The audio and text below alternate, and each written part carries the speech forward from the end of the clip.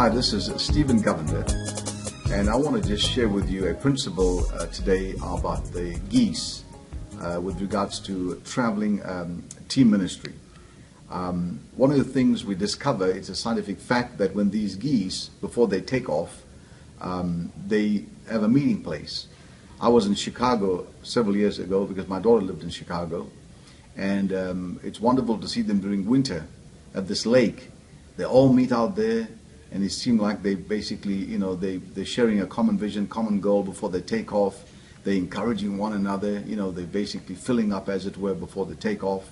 And so that's what we see team ministry like. It's almost before we can take off, it's important for us to share common vision, common goals, get together, encourage each other, and begin to talk about our journey, as it were, in the kingdom. They say that this is scientifically been proved that when these geese, when they all fly together in a V formation, in tandem, they say that they arrive at their destination. They always arrive at their destination. That's a key point. And we have a destiny in God. And if we want God to really, for us to finish strong, and as it were, because ministry, as it were, is not a 20-yard dash, it's a marathon. And for us to get to where we need to go, we need to be part of a team. And we need to acknowledge the principles of team ministry. Even Jesus taught this, Paul taught this, and we'll be looking at this later on to see these different teams and how they begin to, as it were, strengthen the team. These geese fly 71% faster when they are part of a team.